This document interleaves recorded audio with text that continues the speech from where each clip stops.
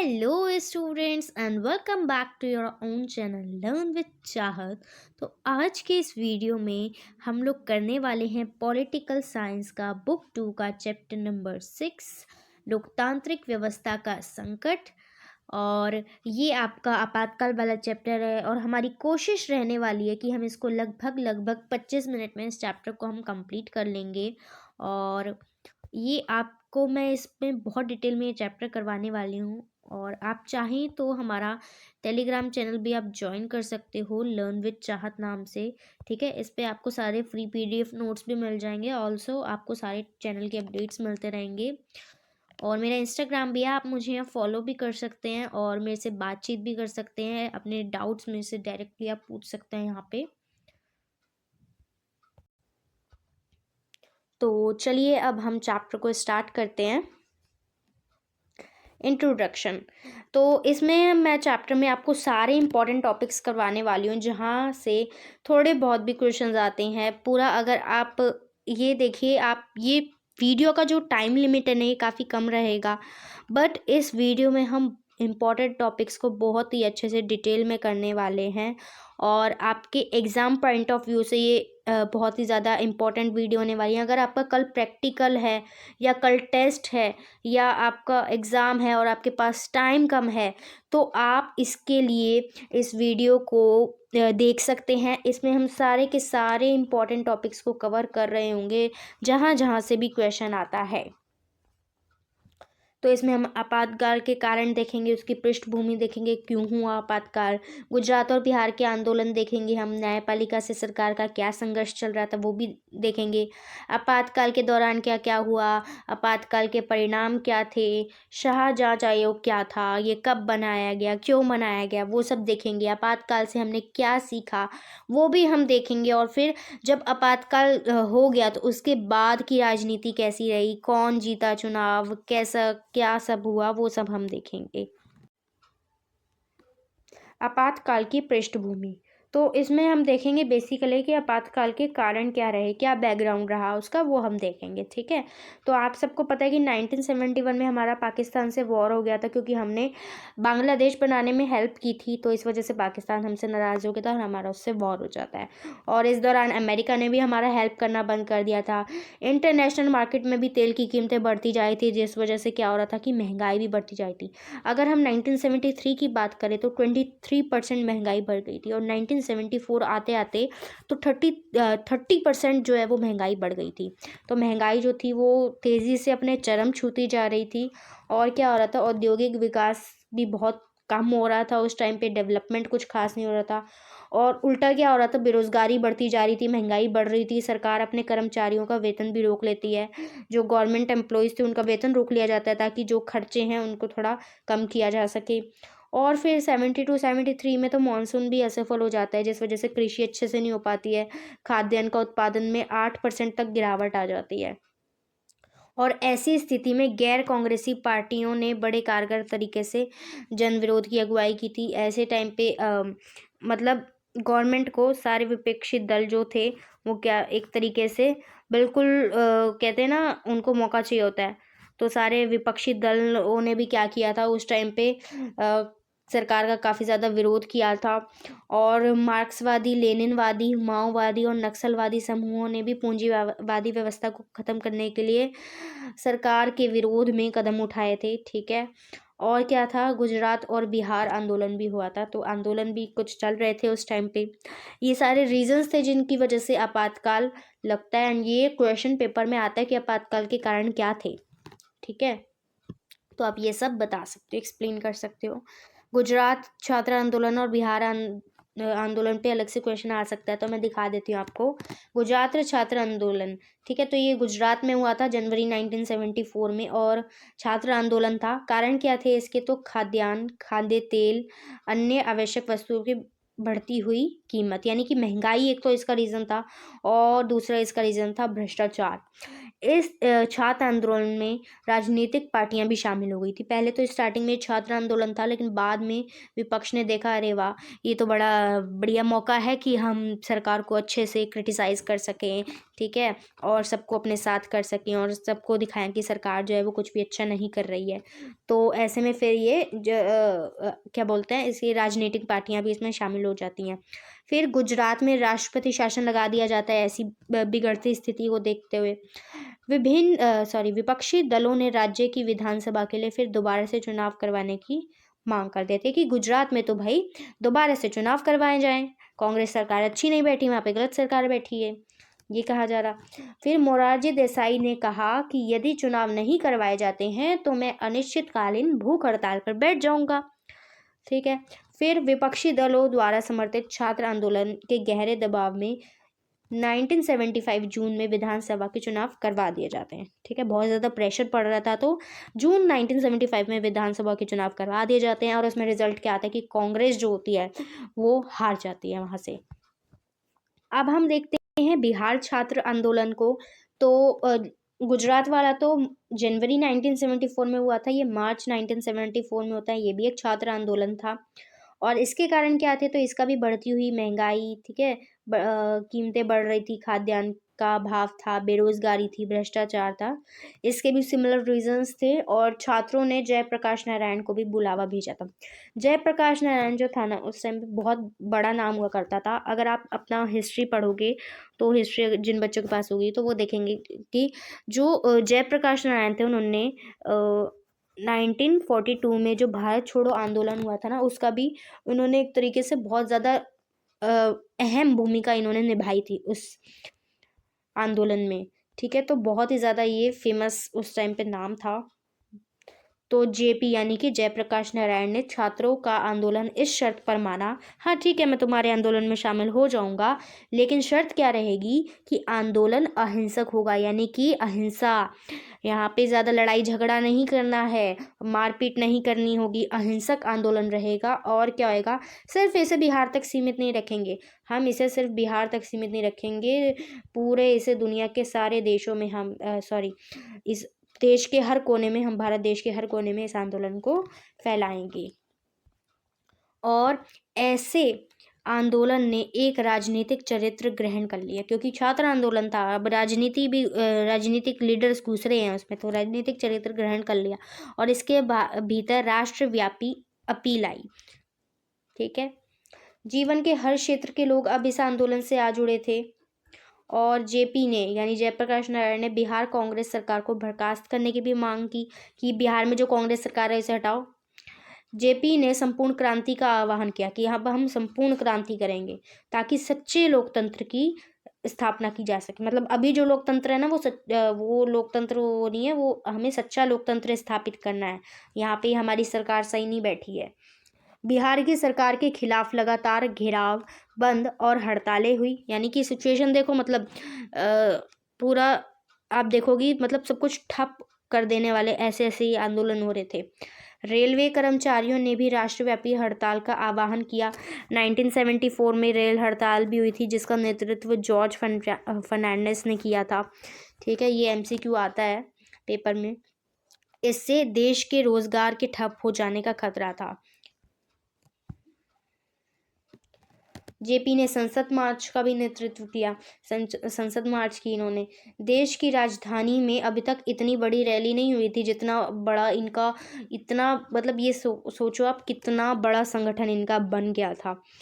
JP को भारतीय संघ, कांग्रेस भारतीय लोकदल, सोशलिस्ट पार्टी जैसे गैर कांग्रेसी दलों का सपोर्ट मिल चुका था और इन पार्टीज ने जेपी को इंदिरा गांधी के विकल्प के रूप में देखा। मतलब अब कोई नहीं है, ठीक है, इंदिरा हटी तो कौन है, जेपी है, जयप्रकाश नारायण है। गुजरात और बिहार के आंदोलनों को कांग्रेस विरोधी आंदोलन माना गया कि ये तो कैसे हैं, कांग्रेस को हटाने वाले आंदोलन है, इंदिरा को हटाने वाले आंदोलन है ये। अब हम देखेंगे कि न्यायपालिका से क्या सरकार के मतभेद चल रहे थे, ठीक है। तो देखो, 3 संवैधानिक मसलों पर सवाल उठे थे। वैसे तो 3 मुद्दे थे और 3 सवाल भी उठे थे कि क्या संसद मौलिक अधिकारों में कसौटी कर सकती है? तो अदालत बोलती है नहीं कर सकती भाई, है ना। क्या संसद संविधान में संशोधन करके संपत्ति के अधिकार में काटछाट कर सकती है? तो भाई नहीं, ये भी नहीं कर सकती। अदालत ने बोला नहीं कर सकती। क्या संसद नीति निर्देशक तत्व DPSP बनाने के लिए मौलिक अधिकारों में कमी कर सकती है? तो नहीं भाई, अदालत ने बोला नहीं, ये भी नहीं कर सकती है। ठीक है, पहला तो ये था मुद्दा। दूसरा क्या मैटर था कि 1973 में मुख्य न्यायाधीश का पद खाली हो जाता है। ठीक है, मतलब आप देखो कि मुख्य न्यायाधीश हैं, उनकी सीट खाली हो चुकी है, लेकिन सरकार ने क्या किया, 3 वरिष्ठ न्यायाधीशों, मतलब जो वरिष्ठ होते हैं, जो बहुत ही ज़्यादा एक्सपीरियंस्ड होते हैं, है ना, और जिनका काम बहुत अच्छा रहा होता है, उनको बनाया जाना चाहिए मुख्य न्यायाधीश। लेकिन यहाँ पे 3 वरिष्ठ न्यायाधीशों को बिल्कुल इग्नोर कर दिया जाता है और न्यायमूर्ति AN रे को मुख्य न्यायाधीश बना दिया जाता है। क्योंकि उन तीनों को क्यों नहीं बनाया जाता? क्योंकि उन तीनों ने सरकार के खिलाफ कुछ ना कुछ फैसला लिया था। और मैटर क्या था कि 12 जून 1975 के दिन इलाहाबाद उच्च न्यायालय के न्यायाधीश ने, जो कि जगमोहन लाल सिन्हा थे, उन्होंने फैसला लिया। ठीक है, और उन्होंने, क्योंकि इंदिरा गांधी पे आरोप था, ठीक है, उनके निर्वाचन को अवैध माना जा रहा था और कहा जा रहा था कि इंदिरा गांधी ने चुनाव प्रचार में सरकारी कर्मचारियों की सेवाओं का इस्तेमाल किया, जो कि करना गलत है। ठीक है, और उनका जो निर्वाचन है वो चुनी गई हैं, वो भी अब अवैध प्रकार से चुनी गई हैं। तो ये आरोप उन पर लगा था। उच्च न्यायालय के इस फैसले का मतलब था कि कानूनन अब इंदिरा गांधी सांसद नहीं रह सकती। सांसद मतलब MP, मेंबर ऑफ पार्लियामेंट। ठीक है, अब वो सांसद नहीं रह सकती हैं और 6 महीने के टाइम में दोबारा सांसद निर्वाचित अगर वो नहीं होती है इंदिरा गांधी, तो फिर वो उन्हें अपना प्रधानमंत्री का पद भी छोड़ना पड़ेगा। ठीक है, और 24 जून 1975 को सर्वोच्च न्यायालय ने इस फैसले पर आंशिक स्थगनादेश सुनाया। लेकिन जो सर्वोच्च न्यायालय था, सुप्रीम कोर्ट, उन्होंने क्या किया, उन्होंने कहा थोड़ा अभी रुको।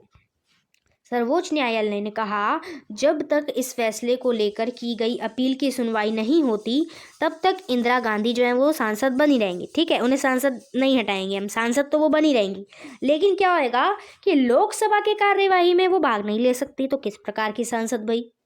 ठीक है, तो ये सुप्रीम कोर्ट ने फैसला सुनाया। अब आप ये देखो, इंदिरा गांधी के खिलाफ पूरी जनता खिलाफ हो गई है, राजनीतिक पार्टियां उनके खिलाफ हो गई हैं, न्यायपालिका से संघर्ष चल रहा है। और देखिए अभी क्या क्या होता है। जयप्रकाश नारायण की अगुवाई में विपक्षी दलों ने इंदिरा गांधी पे इस्तीफा के लिए दबाव बनाया। ठीक है, यानी अब उसे बोल रहे हैं सब लोग कि आप इस्तीफा दे दीजिए प्रधानमंत्री पद से। इन दलों ने 25 जून 1975 को दिल्ली के रामलीला मैदान में विशाल प्रदर्शन भी किया था। JP ने इंदिरा गांधी से इस्तीफा की मांग करते हुए राष्ट्रव्यापी सत्याग्रह की भी घोषणा कर दी। और क्या क्या हुआ, JP ने सेना, पुलिस, सरकारी कर्मचारियों का आह्वान किया कि वे लोग क्या करें, वो लोग सरकार के अनैतिक और अवैधानिक आदेशों का पालन ना करें। मतलब सेना, पुलिस और सरकारी कर्मचारियों को भी बोला जा रहा है सरकार का साथ छोड़ दो और उनका काम मत करो। ठीक है, इससे सरकारी कामकाज पर ठप होने की शंका बढ़ती जा रही थी। भाई ऐसे तो सब कुछ ठप हो जाएगा ना, जब सारे ही सरकार के खिलाफ हो जाएंगे, कोई कुछ सारे अपने काम धंधे ऐसे छोड़ देंगे, तो सरकार ऐसे तो कामकाज ठप होने की वो भय हो रहा था। देश का राजनीतिक मिजाज अब कई ज़्यादा कांग्रेस के खिलाफ हो गया था। तो मैं वही बता रही हूँ ना आपको कि देखो कितना ज़्यादा, मतलब यहाँ पे सब कांग्रेस के खिलाफ हो गए हैं, सारे मिलकर कांग्रेस का विरोध कर रहे हैं। न्यायपालिका से भी संघर्ष हो रहा है, राजनीतिक पार्टियां खिलाफ है, छात्र खिलाफ हैं, जनता खिलाफ होती जा रही है। सब ने एक तरीके से मिलकर कांग्रेस को घेर लिया है। ठीक है, उधर से रेल हड़ताल हो रही है, तो सब कुछ जो है कांग्रेस के बिल्कुल ऑपोजिट हो रहा है। अब ऐसे में इंदिरा गांधी सोचती है कि आपातकाल की घोषणा करनी चाहिए। तो 25 जून 1975 को सरकार ने गड़बड़ी के तर्क पर कहा कि गड़बड़ी चल रही है, आंतरिक गड़बड़ी चल रही है, इसलिए उन्होंने अनुच्छेद 352 लागू कर दिया। और ये 352 इससे क्या होता है, इससे आपातकाल लगाया जाता है। 25 जून 1975 की रात में प्रधानमंत्री ने प्रधानमंत्री यानी कि इंदिरा गांधी जाती हैं राष्ट्रपति फ़खरुद्दीन अली अहमद के पास। वो बोलती हैं कि आप आपातकाल लागू कर दीजिए। अब फ़खरुद्दीन अली अहमद जो हैं राष्ट्रपति जी, वो ऐसा ही करते हैं। अब आधी रात के बाद सभी बड़े अखबारों की दफ्तर की बिजली काट दी जाती है कि अखबार जो है कुछ छाप ही ना पाए इनके खिलाफ। ठीक है। और क्या होता है, विपक्षी नेताओं कार्यकर्ता जो होते हैं उनको पकड़ पकड़ के जेल में डाल दिया जाता है। फिर 26 जून की सुबह 6 बजे मंत्रिमंडल को पता चलता है कि आपातकाल लागू हो चुका है। मतलब आप ये देखिए, आपातकाल ऐसे नहीं लगा दिया जाता है कि हाँ प्रधानमंत्री गई है राष्ट्रपति के पास बोला कहीं कि आपातकाल लगा दो और लगा दिया जी। ऐसे नहीं होता है आपातकाल। आपातकाल लगने के लिए पूरे मंत्रिपरिषद से पूरा सलाह मशवरा करना पड़ता है। पूरे उनके साथ सारी बातचीत होती है, उनको सब पता होता है। यहाँ पे तो मंत्रिमंडल को कुछ पता ही नहीं है। यहाँ पे तो सीधा प्रधानमंत्री गई राष्ट्रपति के पास और राष्ट्रपति ने घोषणा कर दी। पर यहाँ पे तो मंत्रिमंडल को कुछ इन्फॉर्मेशन ही नहीं थी। उन्हें अगले दिन सुबह 6 बजे पता लग रहा है कि रात को भाई आपातकाल लग चुका है। अब हम देखते हैं कि आपातकाल के परिणाम, या फिर आप ये देख सकते हैं कि आपातकाल के दौरान क्या क्या हुआ। ठीक है, ये क्वेश्चन भी आता है, 4 से 6 नंबर का ये क्वेश्चन आता है एग्जाम में। तो क्या क्या हुआ, आंदोलन रुक गए, जितने भी आंदोलन चल रहे थे, हड़तालें चल रही थी, सब जो भी धरना प्रदर्शन हो रहा था, सब रुक जाता है जैसे ही आपातकाल लागू होता है। और लगभग 676 नेताओं को जेल में डाल दिया गया था, राजनीतिक कार्यकर्ताओं को सबको जेल में डाला था।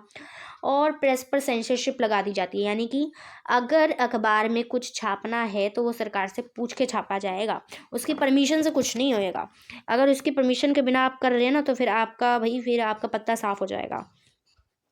और क्या होता है, आरएसएस राष्ट्रीय स्वयंसेवक संघ और जमाते इस्लामी पर भी प्रतिबंध लगा दिए जाते हैं। इन संगठनों पर भी प्रतिबंध लगाया जाता है। और क्या होता है, नागरिकों के विभिन्न मौलिक अधिकार तक निष्प्रभावी हो जाते हैं और अब उनके पास जीवन और आज़ादी का अधिकार भी नहीं बचा था। ठीक है, मतलब उनकी आज़ादी छीन ली गई थी। और सरकार ने क्या किया था, निवारक नज़रबंदी का बड़े पैमाने पर गलत इस्तेमाल किया था। निवारक नज़रबंदी आप पढ़कर आयोगे 11th क्लास में कि निवारक नज़रबंदी में क्या होता है। उसमें जैसे अगर आपको इस इंसान पर शक है कि ये बंदा जो है, ये बंदा कोई गलत काम कर सकता है, अभी इसने किया नहीं है, ये गलत काम कर सकता है, इसलिए हम इसे पकड़कर जेल में डाल देंगे। ठीक है, इसलिए हम इसे जेल में डाल देंगे क्योंकि हमें इस पर शक है। शक के आधार पर हम इसको जेल में डाल देंगे कि ये कोई गलत काम कर सकता है। तो वो, लेकिन फिर भी हम उसे जेल में जो होता है वो 3 महीने तक रख सकते हैं। अब सरकार ने इसका बहुत बड़े पैमाने पर इसका गलत इस्तेमाल किया, लोगों को पकड़ पकड़ के ऐसे जेल में डाला और ये प्रोसीजर जो था इसको भी ढंग से फॉलो नहीं किया।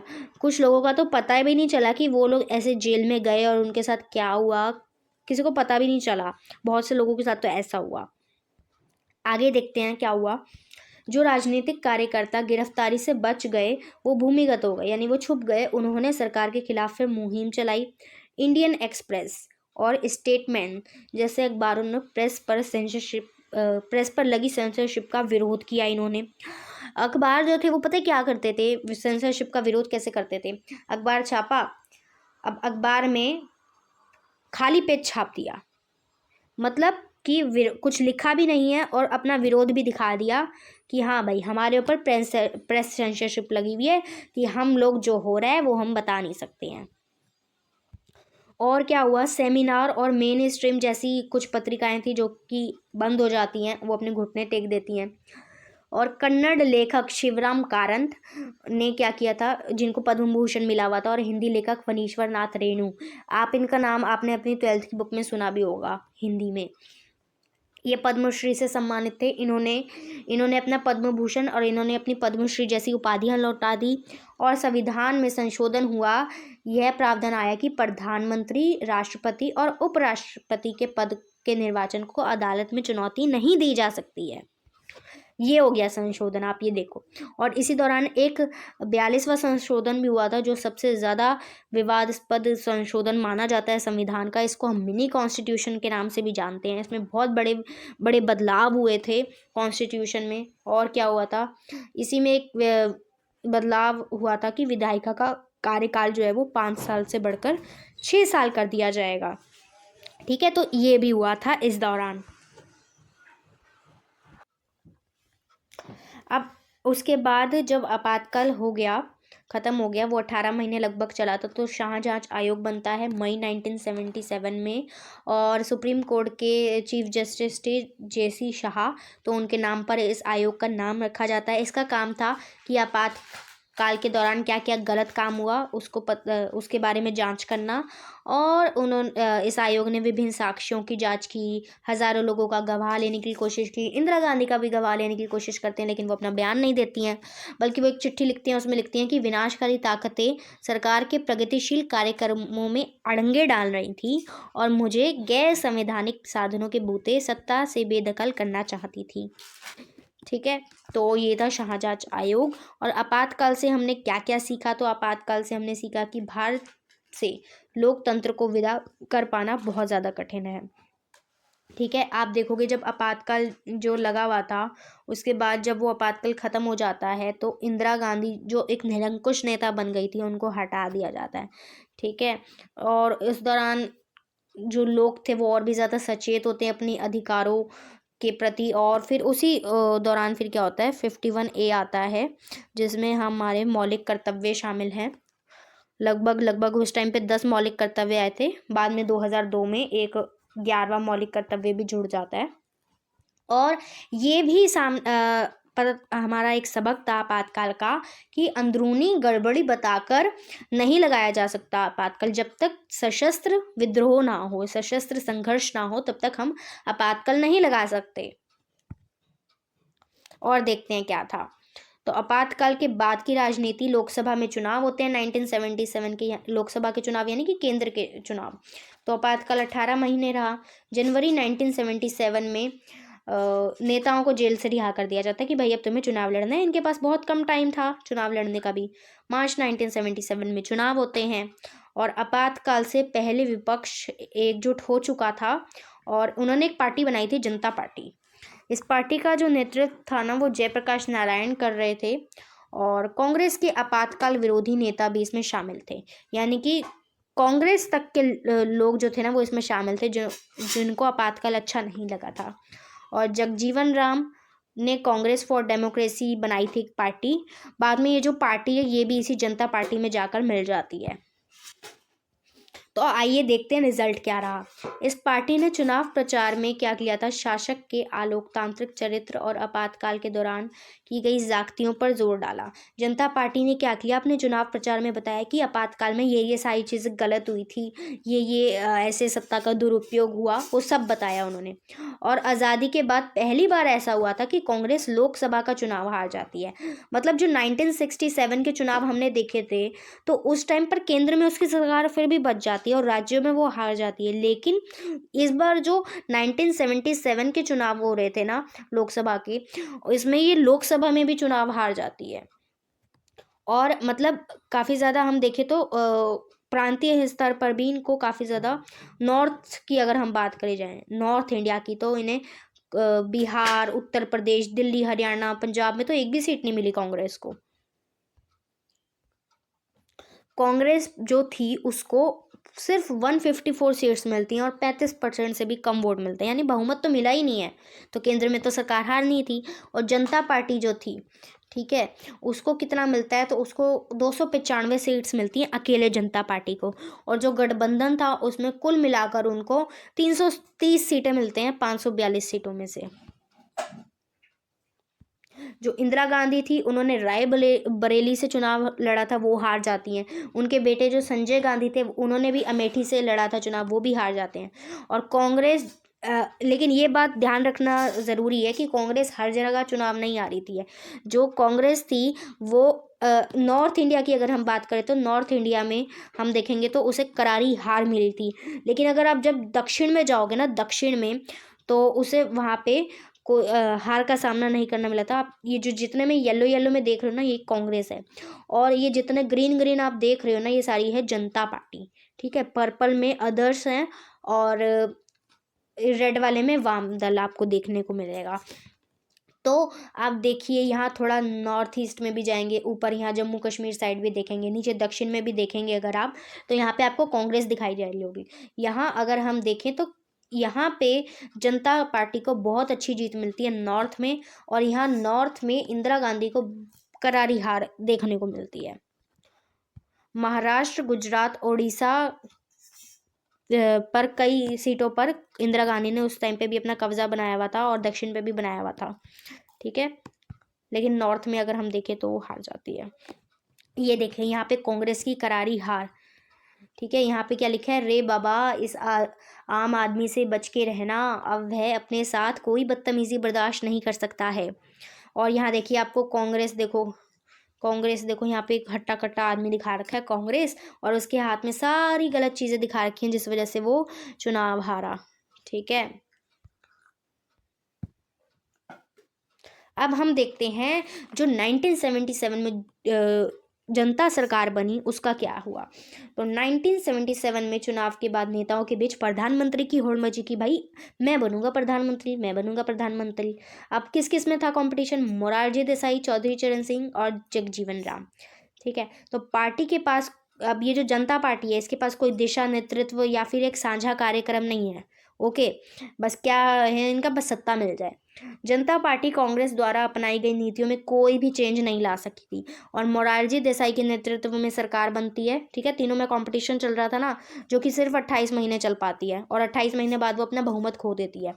कांग्रेस पार्टी के समर्थन से चौधरी चरण सिंह के नेतृत्व में फिर सरकार बनती है। मतलब कांग्रेस ने यहाँ चौधरी चरण सिंह को समर्थन दे दिया कि भाई हाँ ठीक है तुम सरकार बना लो, लेकिन उसके बाद क्या होता है, अपना समर्थन वापस खींच लेती है कांग्रेस, और 4 महीने में ही चौधरी चरण सिंह की भी सरकार गिर जाती है।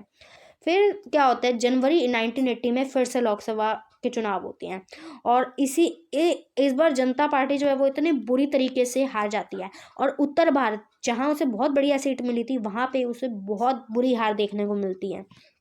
और इंदिरा गांधी की पार्टी को इस बार 353 सीट्स मिली थी, और वह सत्ता में आई थी। तो 1977-79 के चुनाव से लोकतांत्रिक राजनीति को सबक सिखाया कि अगर सरकार में अस्थिरता हो और उसके भीतर अगर कलह हो ना, तो मतदाता ऐसी सरकार को कड़ा दंड देते हैं, ठीक है। तो ये सारे जो आपका देखो यहाँ पे कार्टून्स भी हैं कुछ, यहाँ पे देखो इंदिरा बुलाओ देश बचाओ, ये, और ये देखिए यहाँ पे इंदिरा गांधी की जीत दिखाई गई है 1980 के लोकसभा चुनावों में। मैदान साफ, यहाँ पे सारी विपक्ष को इन्होंने कूड़े के डिब्बे में डाल दिया है, ठीक है। और यहाँ देखो झाड़ू दिखाया जा रहा है यहाँ पे इंदिरा गांधी के हाथ में, जहाँ वो मैदान साफ कर चुकी है। तो ये इसमें मैंने आपके सारे इंपॉर्टेंट टॉपिक्स कवर कर दिए बहुत ही कम टाइम में। और इसी के साथ स्टूडेंट्स हमारी वीडियो एंड होती है। वीडियो कैसी लगी आप मुझे कमेंट सेक्शन में ज़रूर बताना। वीडियो अगर अच्छी लगी हो तो वीडियो को लाइक कर देना, चैनल को सब्सक्राइब कर देना, और बेल आइकन को भी दबा देना। इस वीडियो को अपने दोस्तों यार के साथ भी आप ज़रूर से ज़रूर शेयर कर देना। तब तक के लिए take care and bye bye.